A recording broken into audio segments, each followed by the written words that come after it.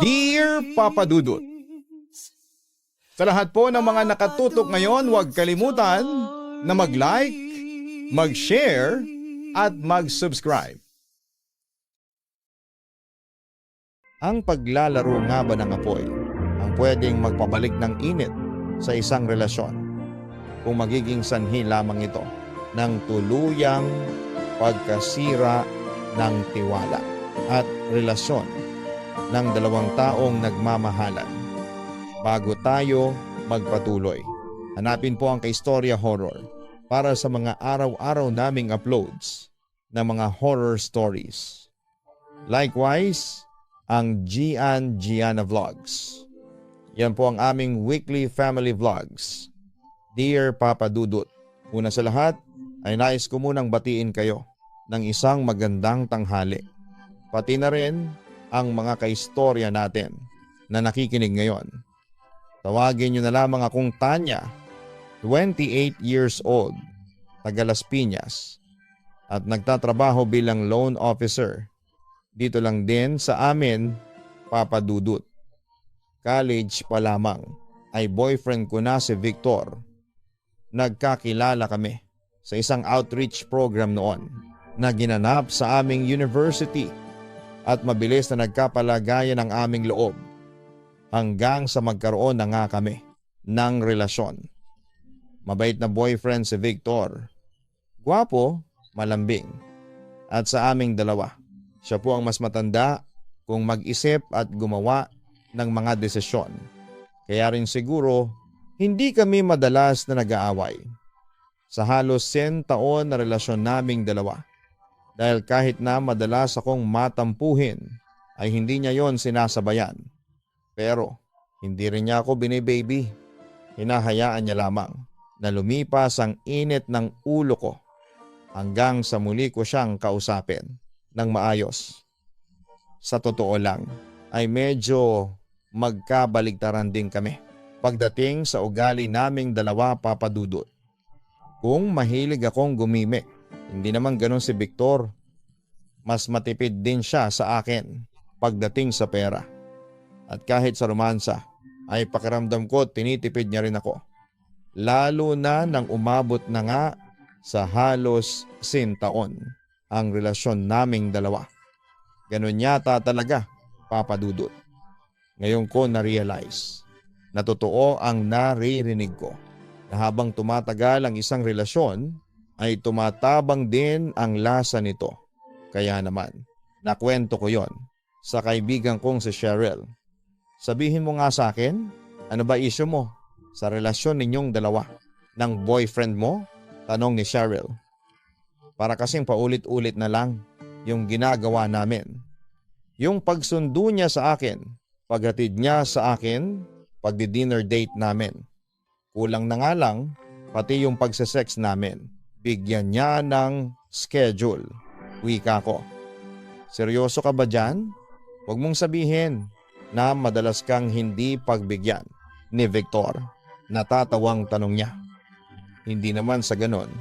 Kaya paulit-ulit na nga lang ang ginagawa namin. Kahit nga yung posisyon na ginagawa namin sa kama, kabisado ko na. Alam mo yon? Nakakasawa na kasing palaging sa hotel o kwarto lang namin ginagawa ni Victor ang bagay na yon. Tugon ko. Saan mo pala gustong gawin yon? Sa mall? Sa park? Sa lugar na maraming tao? Napapailing na tanong niya. Baliw. Siyempre hindi sa mga ganoong klase ng lugar. Pero pwede naman kasi sa kotse niya, sa loob ng sinehan o kaya sa lugar na alam mo yon, yung may thrill, wika ko. Ha? Naku, Tanya, ang babaw ng problema mo. Kung ako sa'yo, sabihin mo na lang sa boyfriend mo yung issue mo. Kesa mag-isip ka pa ng kung ano-ano dyan. Dahil baka mamaya ay lumaki lang yung issue na yan nang hindi niya man lang nalalaman na may problema ka na pala sa kanya. Sandali, kukuha nga ako ng leche flan. Parang gusto ko ng matamis na pagkain. Tugon naman niya, Papa Dudut. Alam ko na medyo mababaw. Pero hindi ko talaga maiwasan na gawing issue. Pati ang ginagawa namin ni Victor. Pagdating sa romansa, aaminin ko na sobrang boring niya talaga sa kama. Hindi na nga ako nakakarahas. Isa pa, pagkatapos naming gawin ang bagay na yon, sasabihin niya pa na ayos na raw. Isang beses sa 2 linggo o minsan ay umaabot pa ng 1 buwan. Mabuti sana kung nasusulit namin ang 1 beses na yon. Pero hindi talaga. Dahil mabilis pong mapagod si Victor pagdating sa romansa. In short, ay wala po siyang ka-effort, Papa Dudut. Minsan naman ay kinakausap ko na si Victor tungkol sa bagay na iyon. Pero kagaya ng inaasahan ko, sinabi niya lang na masyadong mababaw ang usapang sex pagdating sa relasyon. Minsan din ay sinubukan kong romansahin siya habang nanonood kami ng sine. Pero sinaway niya lamang ang ginagawa ko at sinabing baka may ibang makakita sa amin at may skandalo pa kami, Papa Dudut. Hindi naman talaga ako yung tipo ng babae na mahilig sa pakikipagtalik.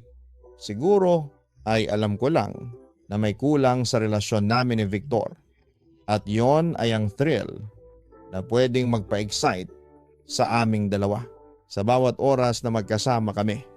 Anong oras kaya ako ihahatid ni Victor pauwi? Nakakainip na talaga, bulong ko habang naghihintay sa pagbalik ni Victor sa lamesa kung nasaan ako. Umuwi na kasi si Cheryl kaya wala na akong makausap sa family gathering ni na Victor.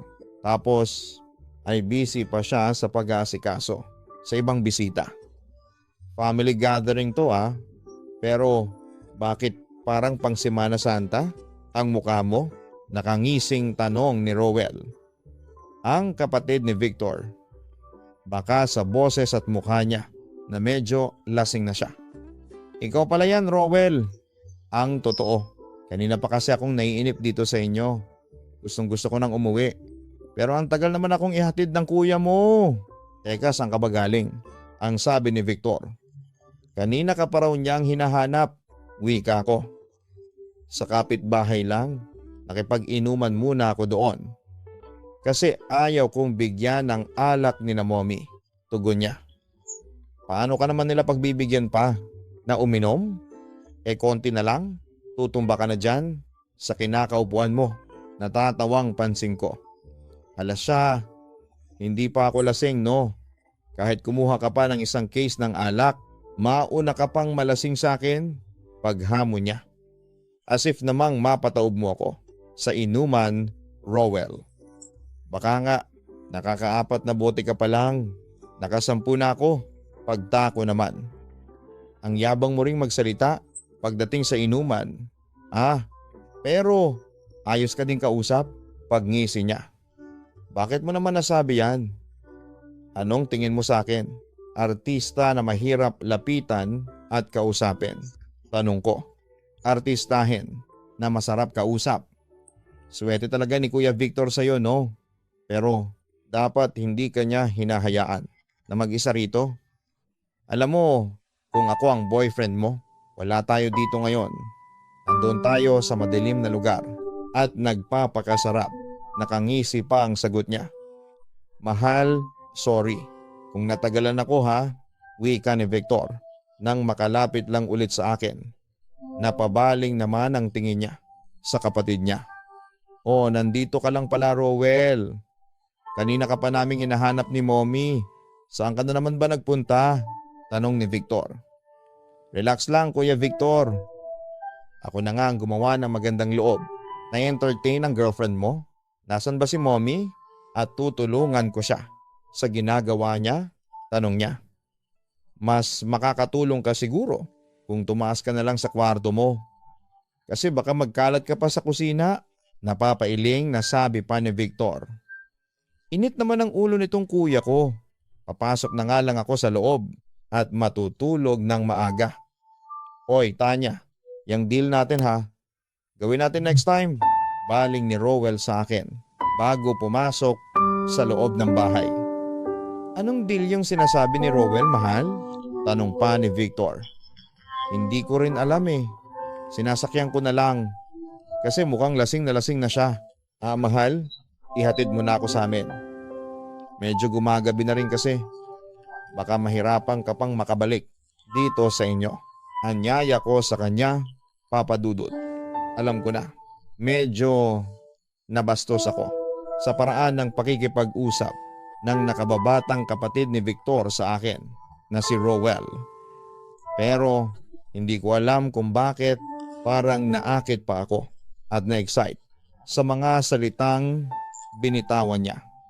Matagal na kaming magkakilala ni Rowell pero hindi kami gaanong nag-uusap.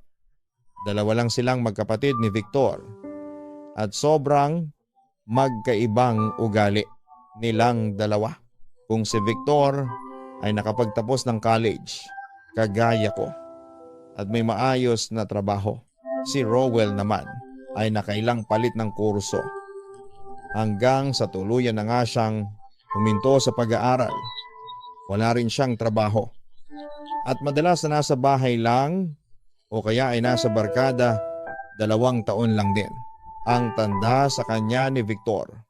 Kaya hindi masyadong nagkakalayo ang itsura nila sa isa't isa. Mas maayos lang manamit ang boyfriend ko dahil mahilig siya sa mga polo shirt at puting damit. Hindi kagaya ni Rowell na panay fitted na sando o t-shirt na may punit ang suot niya. Pero Papa Dudut, noong gabing yon ay parang ang lakas-lakas ng dating sa akin ni Rowell. Lalo na nang maamoy ko ang magkahalong pabango at amoy alak mula sa katawan niya. Para rin akong nalalasing sa amoy ng sigarilyong nanggagaling sa bibig niya. Medyo nailang ako. Pero mas nangibabaw ang kilig, Papa Dudut.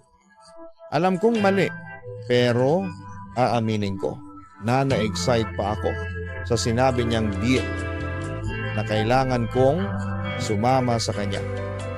Ang one-on-one na pag-iinuman naming dalawa, Papa Dudut. Minsan ay muli kong sinubukan na kausapin si Victor tungkol sa isyu ko sa relasyon naming dalawa. Baka naman pwede kaming gumawa ng mga bagay para maging exciting ang relasyon namin, kagaya na nga lamang ng pagme-make out ng pasimple sa mga public place, pagbaban at kung ano-ano pa para lamang mabago ang routine naming dalawa.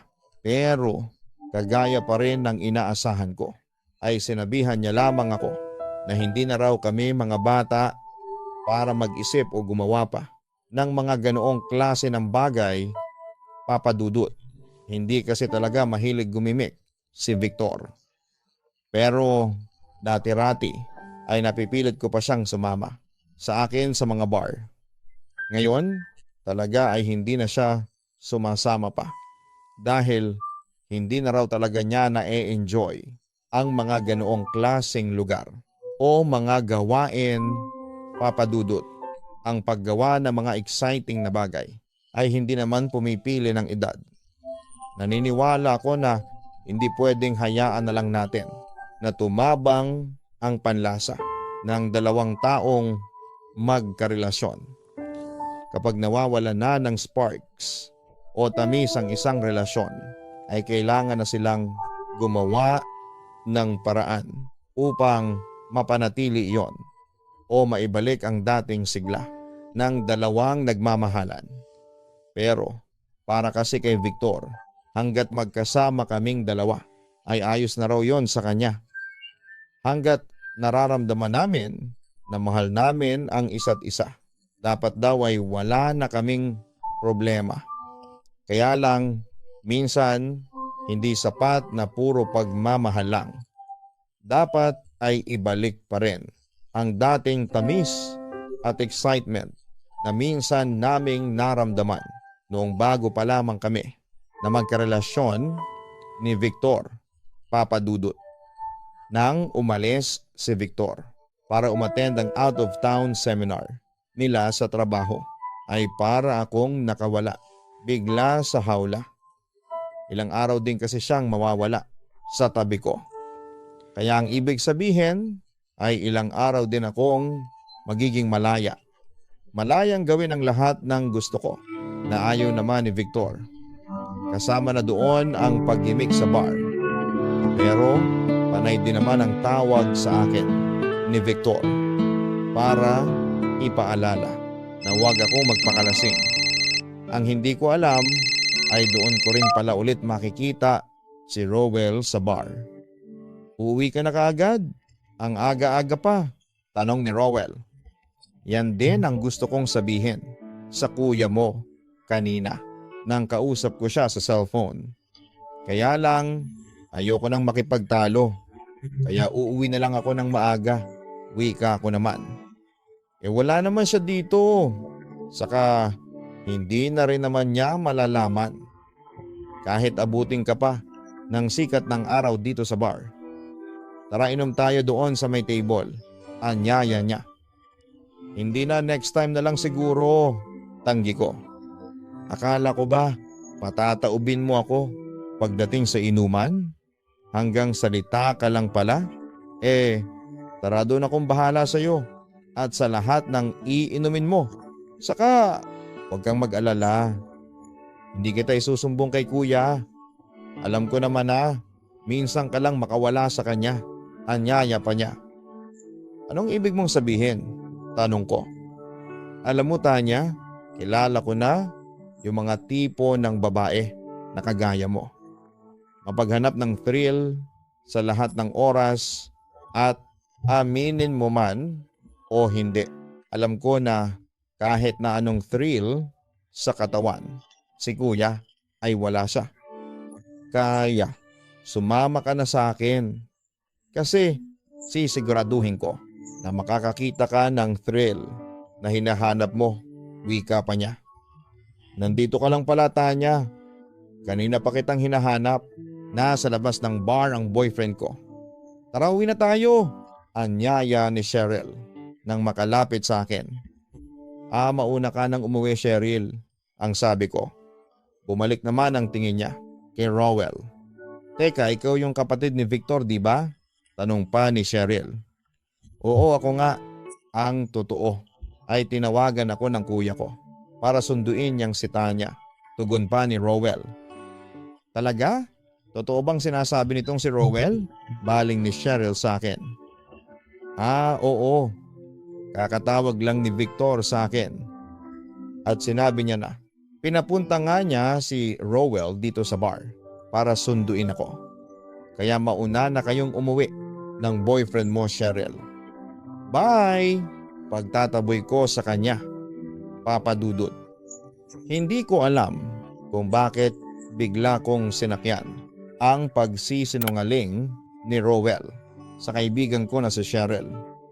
Pero mas hindi ko maintindihan ay ang kakaibang excitement na nararamdaman ko habang kausap ko si Rowell. Papa Dudut. Sumama na nga ako kay Rowell sa lamesa kung saan ay umorder siya ng ilang bote ng alak. At bago pa namin simulang inumin ang mga alak na yon ay tinext ko na ang boyfriend kong si Victor para sabihin na nakauwi na ako sa bahay. Sinabi ko rin sa kanya na matutulog na ako at bukas na lamang siya tumawag dahil baka hindi ko na siya masagot pa. Papa Dudut. Masarap namang kakwentuhan at kainuman si Rowell. Marami kaming iba't ibang topic na napag-usapan. Kagaya na lamang ng pagiging seryosong kuya sa kanya ni Victor na minsan daw ay feeling tatay na sa bahay nila. Ang pagiging pasaway niya. Kahit ang totoo ay ginagawa niya lang naman daw ang gusto niya sa buhay. At kung ano-ano pa na tungkol sa kanilang magkapatid. Bukod sa topic na yon ay napunta na rin kami sa sex life naming dalawa ng pag-uusap. At dahil medyo tinatamaan na nga ako ng espiritu ng alak, ay nagagawa ko ng sakyan ang topic na yon. Kahit alam ko na medyo nagiging sensitibo na talaga, Papa Dudut. Sa kauna-unahang pagkakataon ay nakagawa ako ng kasalanan sa boyfriend ko noong gabing yon at sa mismong nag-iisang kapatid niya pang si Rowell. Hindi ko na rin talaga napigilan ang sarili ko dahil sa kalasingan at sa espiritu ng mga alak na ininom namin ni Rowell. Mabuti na lang at tinted ang mga bintana ng kotse niya at walang masyadong tao sa labas. Pagkatapos pa nga ng nangyari sa amin sa loob ng kotse niya ay nag-check-in pa kami sa pinakamalapit na motel. At doon ay ilang ulit pa naming ginawa ang isang napakasarap na kasalanan, Papa Dudut. Sa umpisa pa lang ay alam kong mali na ang pinasok ko na sitwasyon. Pero ngayon ko lang po aaminin na sobrang nag-enjoy ako kasama si Rowell sa kama. Lahat yata ng nasa isipan ko na dati ay ini-imagine at napapanood ko lang ay ginawa naming dalawa. Yung mga bagay na ni minsan ay hindi namin sinubukang gawin ng boyfriend kong si Victor. Kaya naman parang kulang na kulang ang ilang oras naming magkasama ni Rowell para mas lalong ma-enjoy ang bawat sandali, Papa Dudut. Sobrang layo po talaga ng personality ni Rowell sa kapatid niyang si Victor. Kung sa aming dalawa ni Victor ay ako ang palaging humihirit na muling may mangyari sa aming dalawa. Kay Rowell naman ay halos sumuko na po talaga ang katawan ko. This time, aaminin ko na sa larong ginawa namin ni Rowell, pagdating sa kama ay ako ang sumuko at natalo sa aming dalawa, Papa Dudut, nang magising ako. At medyo nahimasmasan na mula sa kalasingan ko ay parang nahimasmasan din ang utak ko mula sa pagkakamaling nagawa ko. Lalo na nang makita ko sa tabi ko ang hubot-hubad na si Rowell na naghihilig pa. Kaagad kong hinanap ang cellphone ko at chinek ko ang mga text o tawag sa akin ni Victor dahil mataas na ang sikat ng araw ng mga oras na yon. Mabuti na lamang at ang huling text niya sa akin ay tawagan ko na lamang daw siya kapag nagising ako dahil mukhang tulog na tulog pa raw ako. Tinawagan ko kaagad siya at sinabi ko na kagigising ko lamang at masakit ang ulo ko dahil sa hangover. Kahit ang totoo ay masakit ang buong katawan ko dahil sa buong magdamag na paglalaro naming dalawa ng kapatid niya sa kama na halos ikapagod ko, Papa Dudut, nang matapos ang pag-uusap namin ni Victor ay nalingunan ko si Rowell. Nagising na at nakangisi habang nakatingin sa akin na para bang nang aasar. Tinanong niya pa ako kung nag-enjoy daw ba ako sa ginawa namin. Sabay bawi at sabi na hindi niya na raw pala kailangang tanungin yon dahil halata naman daw sa mga ungol at sigaw ko habang nagsisex kami sa buong magdamag, Papa Dudut. Medyo nainis ako sa sinabi niya at kaagad na akong nagbihis at inayos ang mga gamit ko. Nakiusap din ako kay Rowell na sana'y hindi makarating sa kapatid niya ang nangyari sa aming dalawa na sinang-ayunan naman niya. Hindi na rin ako nagpahatid pa sa kanya pa uwi dahil mukhang wala pa siyang balak na bumangon at magbihis. Sinubukan niya pa nga na humirit pa sa akin na muling may mangyari sa amin na tinanggihan ko na kaagad. Mabilis na akong umalis sa motel na yon habang nakakaramdam ng labis na pagsisisi sa kasalanang ginawa ko. Kasama ang kapatid ng boyfriend ko. Ilang araw ang lumipas. Sobrang nag-guilty talaga ako. Kaya sinabi ko kay Cheryl ang nangyaring yon. Gulat na gulat siya at hindi makapaniwala sa mga narinig niya mula sa akin. Teka, nakita na ba kayo ulit ni Victor pagkatapos ng nangyari sa inyo ni Rowell? Tanong ni Cheryl. Oo, nung isang araw lang nang makabalik na siya dito mula sa out of town seminar niya. Tugon ko. Buti naman at may lakas ka pa talaga ng loob na humarap sa kanya at makipag-usap. Napapailing na sabi pa ni Cheryl. Cheryl, wag mo naman akong awayin. Ikaw na nga lang ang sinabihan ko nitong nagawa kong kasalanan para kahit papaano ay gumaan ang pakiramdam ko. Tapos, puro ganyan pa ang sasabihin mo sa akin? Wika ako. Kasi nga, ayokong konsentihin ang paglalaro mo ng apoy. Hindi mo man lang inisip muna kung anong pwedeng patunguhan ang mga kalokohang ginawa mo. Ano bang napag-usapan ninyo ni Rowell? Pagkatapos ninyong magpakasarap, pumayag ba siya? Nakalimutan nyo na lang ang namagitan sa inyong dalawa, pag-uusisa pa niya. Wala naman siyang magagawa kung ayaw ko talaga. Okay na. Yung isang beses lang, nagtikiman kami at gumawa ng kasalanan kay Victor. Dahil hinding-hindi ko na talaga uulitin yon. Tugon ko. Mabuti naman at pumayag siya sa gusto mong mangyari. Sa totoo lang kasi, Tanya, may napansin ako noong minsan na sinama mo ako sa family gathering ni na Victor.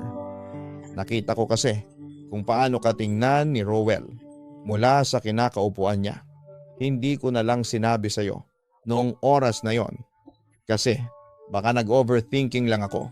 Pero ang tingin ko talaga sa mga titig na ginagawa niya sa'yo noon ay parang matagal ka na niyang gustong makuha at agawin mula kay Victor. Wika pa niya, Papa Dudut. Sa totoo lang ay medyo kinabahan ako sa huling parte ng sinabi ni Cheryl sa akin tungkol kay Rowell. Aaminin ko na dati ko pa ring napapansin ang mga kakaibang tingin sa akin ni Rowell tuwing dinadala ko ni Victor sa bahay nila. Yung mga kakaibang ngiti niya sa tuwing nagkakasalubong ang mga mata naming dalawa. Hindi ko na lang binigyan pa ng pansin o meaning dahil kagaya ng sinabi ni Cheryl, naisip ko rin noon na baka nagiging masyado lamang akong mapag-isip o malisyosa sa mga bawat kilos ni Rowell hanggang sa magkasama na nga kami at nakagawa ng isang malaking kasalanan, Papa Dudut. Natatandaan ko rin na sa bawat oras na sabay kaming nakakaraos ni Rowell noong araw na naglalaro kami ng apoy, paulit-ulit niyang binubulong na sana ay sa kanya na lamang daw ako. Nagagawin niya raw ang lahat para hindi na ako bumalik pa sa kuya niyang si Victor, Papa Dudut. Nang muli na nga kaming magkasama ni Victor ay ginawa kong lahat para makabawi sa kanya. Ako ang palaging nagseset ng dinner date naming dalawa sa paborito niyang restaurant. Minsan din ay pinupuntahan ko siya sa office nila para yayain siyang sabay kaming mag-lunch dahil magkalapit lang naman kami ng pinagtatrabahuhan. At ako na rin ang madalas na tumatawag at nagte-text sa kanya. Dumating pa nga sa point na napansin na ni Victor ang pagiging sweet ko sa kanya. At tinanong niya kung bakit parang ang sweet ko daw lately. Ang sinabi ko lang ay gusto ko lang makabawi. Dahil masyado kaming naging busy sa kanya-kanya naming trabaho nitong mga nakaraang araw.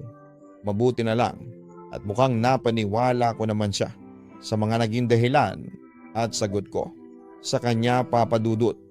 Kaya lang ay hindi pa rin ako tinigilan ni Rowell. Ano ba talagang kailangan mo? At tumawag ka pa sa akin? Inis na tanong ko nang masagot ko ang tawag niya. May nakalimutan kasi akong sabihin sa'yo. Nakalimutan kong sabihin yung kapalit ng pagpayag ko. Para hindi ko sabihin kay Kuya Victor ang ginawa nating pagpaparaos. Wika niya na kaagad kong pinutol.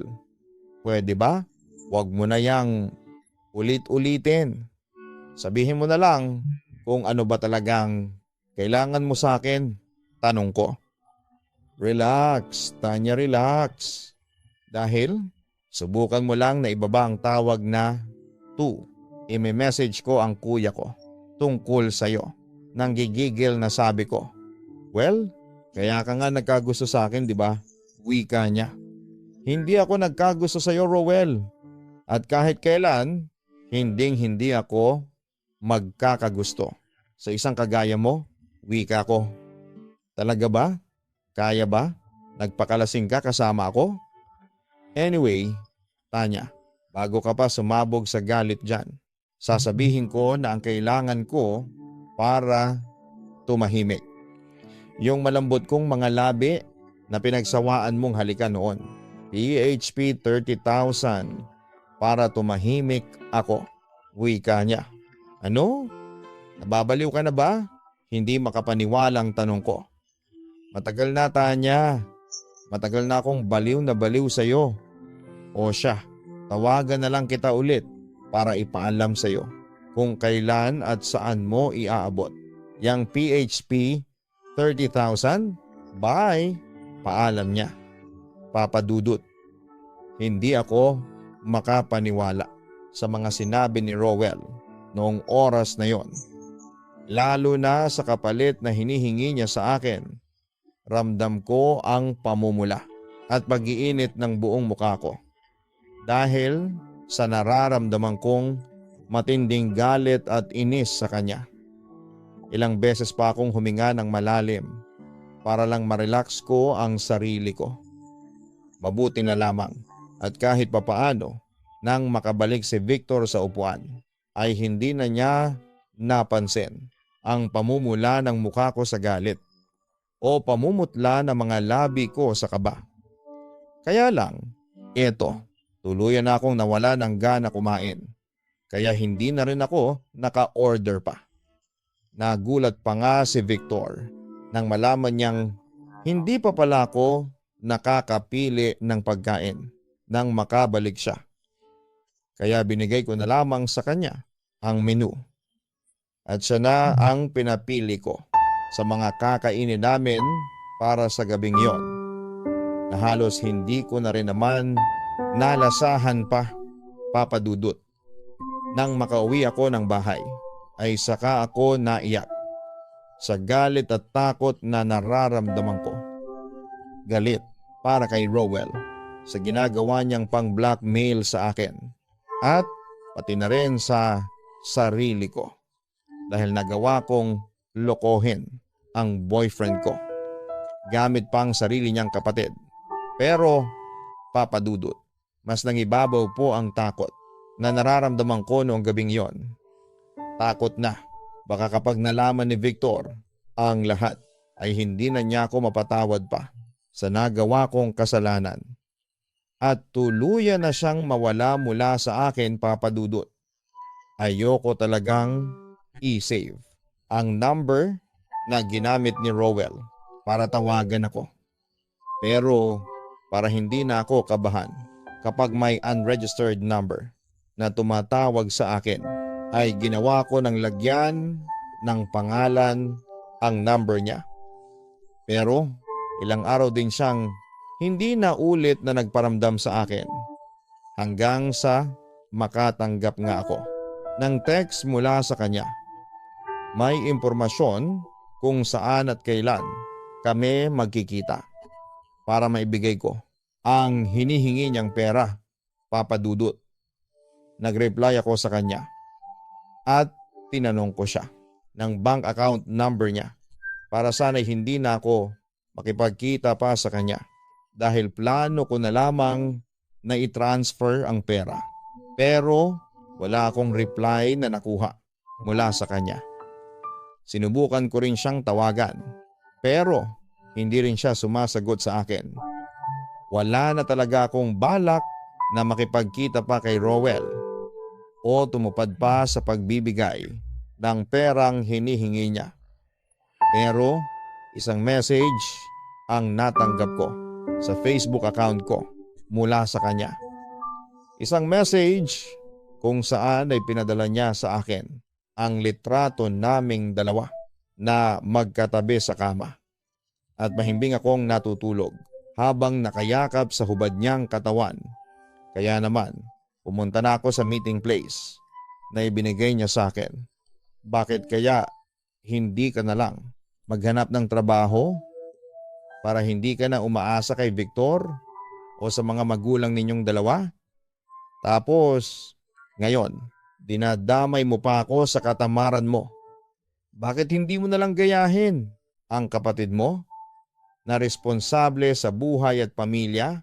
Inis na wika ko kay Rowell. Responsable nga sa pamilya, pero hindi naman sa girlfriend niya, tugon naman niya. Hindi ako nakasagot kaagad sa mga sinabi niya. Oh, bakit hindi ka nakapagsalita dyan?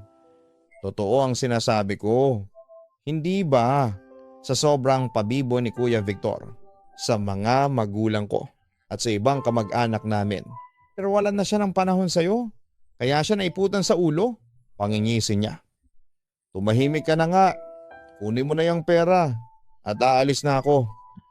Dahil hindi na ako makakatagal na nakaharap at kausap ka. Wika ko. Teka sandali lang at baka makalimutan ko na i-remind sa'yo ang gusto kong sabihin. Sabi pa niya. Ano na naman ba yun, Rowell? Inis na tanong ko. Sasabihin ko lang sa'yo na down payment pa lang yung binigay mo sa akin para tumahimik ako. In short, ay kulang pa ito. Wika niya. Ano? Nababaliw ka na talaga, ano? Nanlalaki ang mga matang tanong ko. Matagal na, Tanya. Matagal na akong baliw sa'yo. Kaya kung ayaw mong magdagdag ng bayad, umayag ka na lang na mag-sex ulit tayong dalawa. Tugon naman niya, Papa Dudut. Hindi talaga ako makapaniwala na naiipit ako sa ganitong klase ng sitwasyon. Alam ko naman talaga na ako at ang pagiging mapaghanap ko ang naging dahilan para gawin sa akin ni Rowell ang bagay na ito. Pero lahat po yon ay labis-labis ko nang pinagsisisihan. Kaya nga, kesa pumayag ako na ulitin namin ang kasalanan na ginawa namin ni Rowell, ay nagbigay na lamang ulit ako ng pera sa kanya.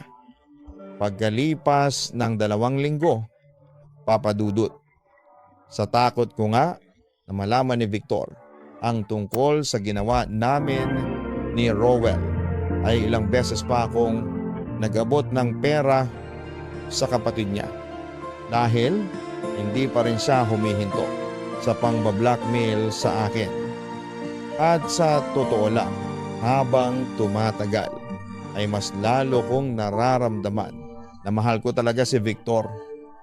Dumating ako sa point na unti-unti kong naaalala ang mga dahilan kung bakit ko nga ba siya minahal at kung bakit ako tumagal sa halos 10 taon na relasyon naming dalawa. Yun ay dahil tanggap ko naman talaga ang lahat ng imperfection sa boyfriend ko. At alam ko na ganun din siya sa akin. Kaya gagawin ko ang lahat para hindi malaman ni Victor ang tungkol sa ginawa namin ni Rowell. Hindi ko hahayaan na mawala siya sa akin. Pero dumating na ang araw na kinakatakutan ko, Papa Dudut.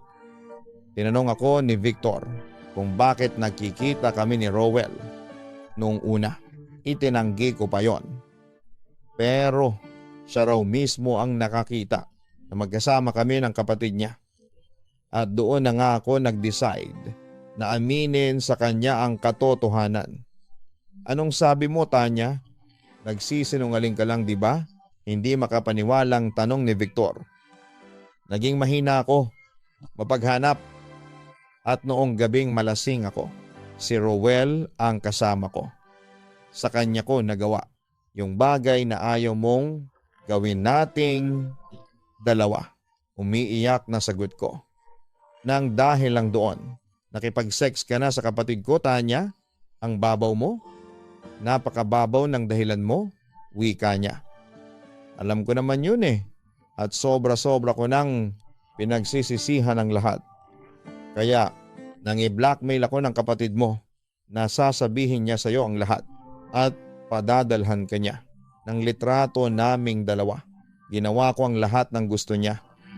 Binigay ko ang pera na paulit-ulit niyang hinihingi sa akin pag-iiyak ko. At nakipag-sex ka ulit sa kanya kasi mas nasarapan ka, kasi mas nag-enjoy ka, nakasama mo siya. Muling tanong niya. Hindi. Kahit kailan. Hindi ko na ginawa ulit yun. Yung kasalanan na yon. Oo, pinipilit pa rin niya ako na may mangyari sa aming dalawa. Pero sa maniwala ka man o sa hindi, ay hindi ako pumayag pa. Wika ko. At sa tingin mo talaga ay paniniwalaan ko ang lahat ng mga sinasabi mo ngayon? Pagkatapos ng lahat ng nalaman ko, pigil ang mga luha na wika ni Victor. Hindi naman kita pipilitin na maniwala. Wala na ngang nangyari sa amin ni Rowel. Pero, Victor, sana man lang ay paniwalaan mo kahit yung nararamdaman ko para sa iyo na ikaw lang talagang mahal ko at kahit kailan hindi ko kakayanin na mawala ka sa akin. Victor, please, patawarin mo na ako. Sorry talaga. Sorry. Pagsusumamo ko. Sana naisip mo muna yang letseng pagmamahal na nararamdaman mo sa akin bago ka nakipaglandian sa kapatid ko, Tanya. Kung may problema ka na pala sa akin o sa relasyon natin, sana man lang ay kinausap mo ako ng mas masinsinan. Mas pinaliwanagan mo ako. Hindi yung gagaguhin mo ako ng ganito, panunumbat pa niya. Victor, nagmamakaawa na ako sa iyo.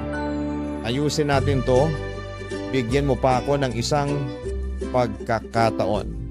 Pangako, hindi ko na uulitin ang kasalanan ko. Mas magiging open na ako sa iyo. Please lang, patawarin mo na ako. Pakiusap ko. I'm sorry din, Tanya. Pero hindi ko talaga kaya. Maisip ko pa lang ang ginawa ninyong kababuyan ng kapatid ko ay nasusuka na ako sa iyo. Ano pa yung makita ko kayong dalawa na magkasama sa iisang lugar? Tanya, tapusin na lang natin ang lahat ngayon. Kalimutan na lang natin ang isa't isa. Malamig na tugon niya, Papa Dudut. Kahit na anong iyak at pagmamakaawa ko, ay tuluyan na akong iniwanan ni Victor sa harap ng bahay ko. Hindi niya na rin sinagot ang mga text o tawag ko at binablock na rin niya ako sa mga social media account niya. Sinusubukan ko din siyang puntahan sa trabaho niya at sa bahay nila, pero hindi na niya ako hinarap pa, Papa Dudut. Alam ko naman na sobrang nasaktan ko talaga si Victor. Kaya gusto kong gawin ang lahat para magkaayos kaming dalawa. Kahit ang magpakatanga pa ako sa harapan ng maraming tao. Pero dahil nga sa sobrang lalim ng sugat na naiwan ko sa kanya dahil sa kasalanang nagawa ko, kasama pa ang mismong kapatid niya, ay mukhang hindi na niya talaga ako mapapatawad pa, Papa Dudut. Minsan ay nakatanggap pa ako ng tawag mula kay Rowell at sinabi niyang nalaman niya na nagkahiwalay na nga kami ng kapatid niya. Inoffer pa niya sa akin ang sarili niya na pwede ko naman daw siyang ipalit kay Victor. At noong mga oras na yon, Papa Dudut, ay hindi ko na talaga napigilan ang sarili ko na siawan at murahin siya sa mga pinagsasasabi niya sa akin. Sinabi ko sa kanya na kahit kailan ay hindi ako magkakagusto sa isang hayop at siraulong kagaya niya. Binantaan ko rin siya na sa susunod na tawagan niya pa ako ay magsasampa na ako ng kaso sa panggugulo na ginawa niya sa buhay ko, Papa Dudut. Ngayon po ay halos 1 taon ang nakakalipas mula nang maghiwalay kaming dalawa ni Victor. At hanggang ngayon po ay iniiyakan ko pa rin ang halos 10 taon na relasyon naming dalawa na sinayang ko lang dahil sa pagiging mapaghanap ko.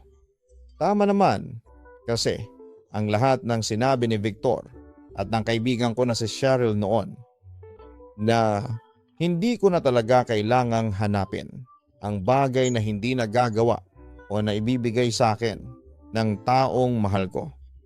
Kung mahal ko talaga si Victor, dapat noong una pa lang ay nakontento na ako sa kung ano siya at kung ano ang meron sa relasyon naming dalawa.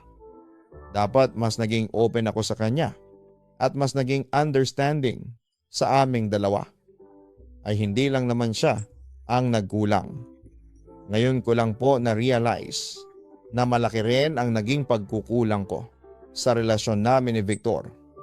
Yon ay nang hayaan ko na tumabang. Ang dati ay matamis naming relasyon. Ako ang unang nakapansin na may mali sa amin. Ako ang dapat na unang gumawa ng hakbang para magkaayos kaming dalawa. Hindi ko dapat ginatungan ng kasalanan ang pagkakamali at pagkukulang ni Victor sa relasyon naming dalawa, Papa Dudut. Habang buhay ko sigurong dadalhin ang pagsisisi dahil sa nagawa kong kasalanan sa lalaking pinakamamahal ko. Alam ko na ako naman talaga ang punot dulo kung bakit pareho kaming nasasaktan ni Victor ngayon. Pero umaasa pa rin po ako na darating ang araw na mapapatawad niya ako at muli kaming magkakaayos na dalawa, Papa Dudut. Maraming salamat po sa pagbabasa nitong sulat ko. Sigurado ako na maraming kaistorya natin ang nanggigigil sa akin at gusto na akong kalbuhin dahil sa kwentong ibinahagi ko. Pero sa maniwala po kayo at sa hindi, sobra-sobra ko po na pinagsisisihan ang isang gabing naging kasalanan ko dahil sa pagiging mapaghanap ko ng atensyon at init ng katawan at ang pagkawala ni Victor sa buhay ko ang naging karma ko dahil sa karupukan at pagiging mapaghanap. Hanggang dito na lamang po. Yours truly, Tanya.